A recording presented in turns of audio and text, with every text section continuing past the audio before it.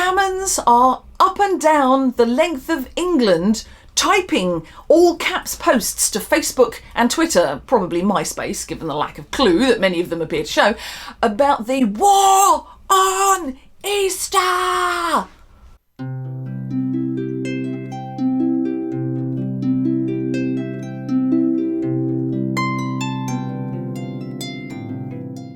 Hello and welcome to Grumpy Old Crone with me, Annie. Please forgive, normally I don't do a midweek video unless it's a teaching video, but if you can forgive me this time, because I've been sent a couple of things that I really wanted to mention in regards to my last video, because by the time otherwise that I post this, then we'll actually be into the Easter holiday proper. Life will be mad for people and the stuff that I'm talking about will be out of date. So I want to get this mentioned now, if that's okay. So the first thing is somebody sent me an article about a school in a place called Eastleigh, which is in Hampshire, I think in England, and it has apparently banned Easter. This tiny little primary school in Hampshire. And if you're wondering, if you're in the US and wondering what a primary school is, it's kind of like the little tiddlers. It's from like 5 to about 11, okay? But it's now apparently the #1 trending thing on Twitter due to this school having apparently banned Easter. And so people are in uproar. Two politicians, including a former Home Secretary, which is quite a big deal in this country, have made public statements about how appalling this is. So, Suella Braverman, quite famously racist. Please don't make the mistake of thinking that only Caucasian people can be racist. Racism is, in fact, an equal opportunity sort of hatred we've found in this country, at least. All it requires is a sense of superiority, a lack of empathy, and an ability to see anybody with a different skin colour, language, or ethnicity to one's own self as being somehow responsible for the woes of the world. It also helps if you have a lot of money and they don't. Yay, British politics. Anyway, Suella Braverman said the following. This isn't inclusivity, it's cultural surrender. Britain's Christian roots are being erased by spineless leaders who'd rather appease than preserve. Another famous politician, ex-MP and very problematic person, George Galloway, said, Cancelling Easter in any school in Britain is completely unacceptable, and the government must make this clear. So, I did a little digging, and here is what I found. Unsurprisingly, the school has not cancelled Easter. They are still celebrating Easter. They have lessons about Easter. Assemblies about Easter. Children will be finger painting chicks and doing maths about how many eggs there are in a basket, etc. They have in absolutely no way cancelled Easter. What they have done is said that they will not be taking the children out of school and make them miss lessons in order to attend a religious service. They've also said that their school will not be having an Easter bonnet parade. If you don't know what this is, I will enlighten you by telling you that an Easter bonnet parade is the children walking the length of the school hall in a hat with some chicks glued on it by a parent. It doesn't have anything to do with Easter and generally excludes any kids whose parents can't afford to buy a tenner's worth of hat-making craft supplies or doesn't have the time to be bollocking around with hot glue. My kids went to a Church of England school and they never did this stupid Easter bonnet malarkey, mostly because the majority of us parents were still actually lying in a darkened room with a damp cloth on our heads after World Book Day and the insane competition between warring parents on the battlefield of costumes based on books that our children refused to read. But anyway, sorry, back to the school in question. There have been protests, hate speech, incredibly vituperative anger. Gammons are up and down the length of England typing all caps posts to Facebook and Twitter, probably MySpace, given the lack of clue that many of them appear to show, about the war on Easter. But they haven't cancelled Easter. They make it clear that they're spending an entire half term learning about Easter. They also point out how proud they are that their school is really diverse, with children from lots and lots of different cultures, countries and religions all learning together, which strikes me as a lovely thing to be proud of. My own kids' primary school was less diverse than a white toast sandwich, and I feel they missed out until they got to secondary schooling in bigger towns and made friends with people who had a slightly wider life experience than they did. But that's not the case. This lovely little school in Hampshire has got all manner of lovely pupils, and along with that diversity comes the issue that if, I don't know, 50%, I'm guessing here, of the children are not Christians, they won't want to go to church for a Christian celebration in which they are required to take an active part. It's exactly the same. Is it not really being very appropriate to take all of the Christian children to a mosque for a religious service that they were absolutely required to take an active part in? This knife cuts more than one way, right? So in order to do something that doesn't require half of the school being left out, they chose to alter this element of it. They are doing something in the school instead. And I will say this more loudly for the people at the back. They are still celebrating Easter. They're still learning about Easter. They just aren't taking the children out of school to a place of worship to take part in an active religious ceremony which is inappropriate for anybody who isn't Christian. Now, as a pagan, personally, I'd have problems with my child being made to pray to a God that I want no part of. Right? And let's look at their website. Yeah? Do you think that maybe if anyone had bothered to actually do just one solitary Google search, they could find a website with details of all of the diverse learning that this school does? With a statement about commitment to teaching British values and religious instruction of all religions? With pictures of leaders from faiths, all sorts of different faiths, visiting the school during assemblies to teach about their own personal religious practices? Might there be pictures of the children, lots of different skin tones in evidence, politely listening to what their community and religious leaders are saying? Actively learning? Well, if you can't be bothered to do that Google search, they'll just say that I did it. And yes, all that stuff's there. Kids learning that all sorts of stuff makes a community and all sorts of people, and that one should not be prioritised above another.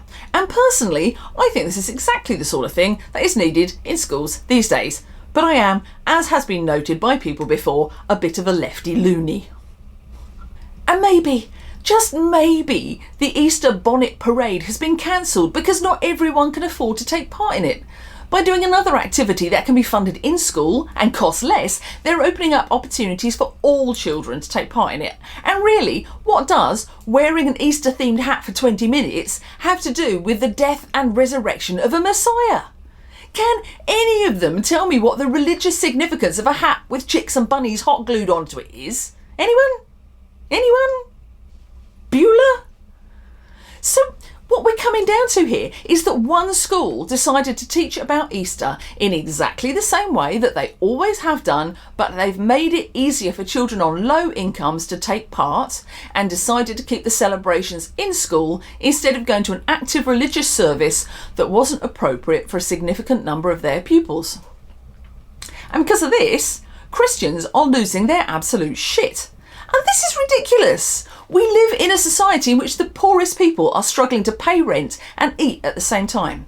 People are struggling to get healthcare. They can't afford shoes and clothes. And it seems entirely possible that the fat old orange Cheeto of hate is about to send the entire world into recession. And what are we going ballistic about? What are we writing tirades online about? The fact that a primary school with 427 pupils has decided that they're going to celebrate Easter in school instead of an active religious service, and pupils don't have to wear hats with chickens on them. Get a grip! For God's sake, get a grip! And as if to prove that the UK is collectively losing the plot on some kind of cosmic scale, we will now turn our attention to the latest thing that got sent to me.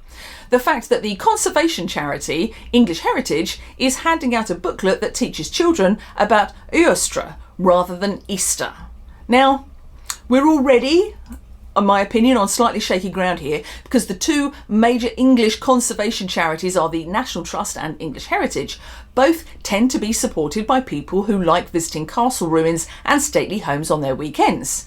This demographic is overwhelmingly middle-class retired people. And me. I am a member of English Heritage. Not because I'm a gammon, middle-class person, but because I really like ruined castles and wafting about them in my spare time. And I want them to continue to be here for my children to waft about in their spare time. And should I have any grandchildren in the fullness of time, I currently have grandcats and a granddog, that's plenty for now, I would like them in turn to have an opportunity to waft about in a room in castle. So I like supporting an organisation that makes sure those castles stay in reasonable repair. But I am not blind to the fact that my politics, left-wing little arse that I am, are particularly well represented in my fellow conservation charity members. So every now and again there's a racist little storm and a racist little teacup, and the last one, oh my life, was because a black father appeared with a white child on the cover of a members magazine. I'm still not entirely understanding why people found this offensive. I don't know, black people shouldn't like stately homes. I don't know, people shouldn't have children whose skin tone does not match theirs. I mean, I'm glad to say the Pantone colour palette was not deployed in any of the labour and delivery wards that I've ever been in, but you know, hey ho. But anyway, sorry, digression, back to the original subject. If you visit certain English heritage sites with a child this spring, you are likely to be given a kid-friendly booklet, which teaches some stuff. And one of the things it teaches is that the word Easter comes from the name of the pagan goddess Eostre. And the full text in this booklet says, Did you know Easter started as a celebration of spring? Long ago, people welcomed warmer days and new life by honouring the goddess Eostre, who gave Easter its name. Fun fact, some traditions for Eostre included dancing around bonfires and decorating homes with flowers. Now, in the interests of equal opportunity griping, I will say that English Heritage has dropped a bollock on this one. It's actually really kind of wrong, or at the very least dubious. The Venerable Bede is the only writer who mentions Eostre, and without any real detail, he just throws it in there. Now, any medievalist will tell you that as far as reliable authors go, Venerable Bede is, well, not very reliable. He's the only person who mentions a great deal of what he says, and there's absolutely no proof of much of it. The modern viewpoint is that his work should be taken with a huge pinch of salt. So when he says, Eostermuneth has a name which is now translated Paschal month, and which was once called after a goddess of theirs named Eostre, in whose honour feasts were celebrated in that month. well, we can't really say more than, well, he said that, but nobody else did. And even dodgy old Bede never said anything about dancing around bonfires and celebrating with flowers. I mean, maybe they did. Maybe they, I don't know, strung up bees like popcorn and ate nothing but dandelions all month. The point is, nobody knows. And you really shouldn't present this stuff as fact when it bloody well isn't. You know, so English heritage. But anyway, having established that the facts are a bit dodgy, let's look at the storm in a teacup, shall we? Are the people complaining that the facts are wrong? Are they saying the Venerable Bede was about as reliable as commentator as the National Enquirer or the Daily Star? No. No, unsurprisingly, they are not. They are, as I'm sure you've all figured out now, incredibly upset about the fact that Christianity is not mentioned in this harmless, if dodgily sourced, little bit of frippery for children.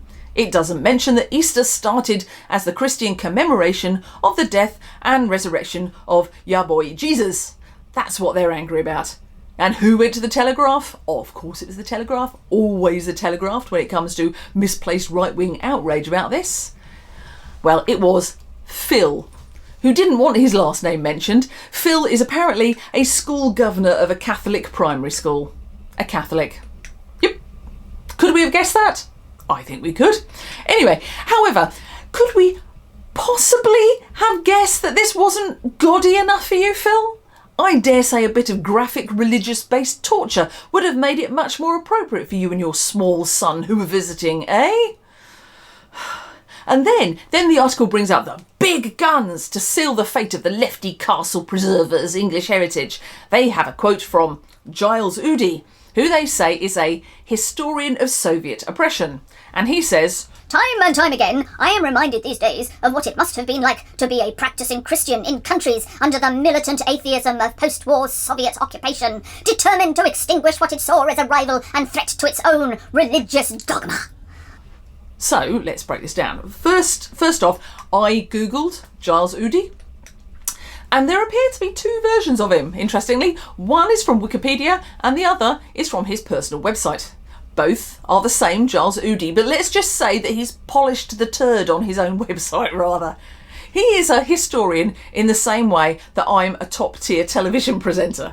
He has an MBA from a business school that was established in 1966. He's not exactly an Oxford Don with a PhD in history.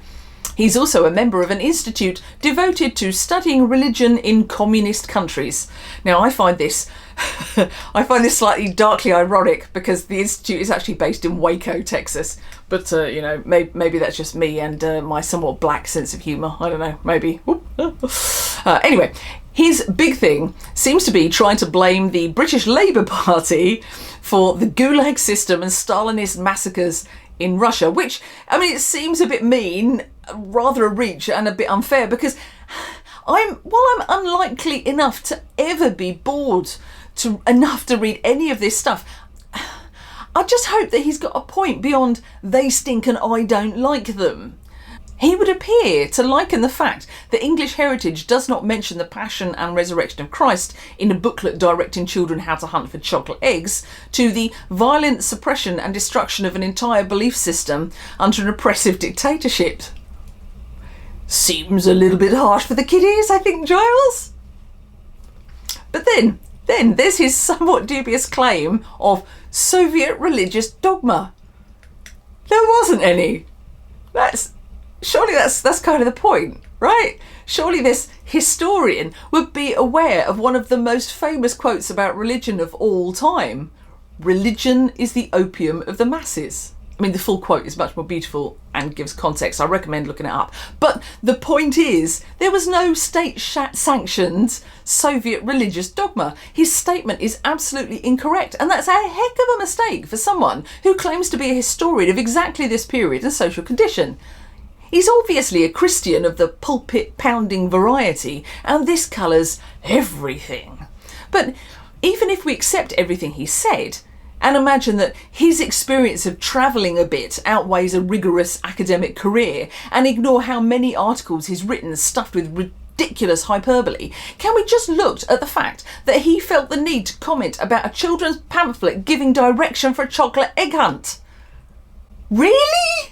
And once again, I say that this sort of bollocks, both the school and the English heritage ridiculousness, is not about Christians being offended at the misappropriation of their religion, or at how it is being misrepresented to people who don't know any better.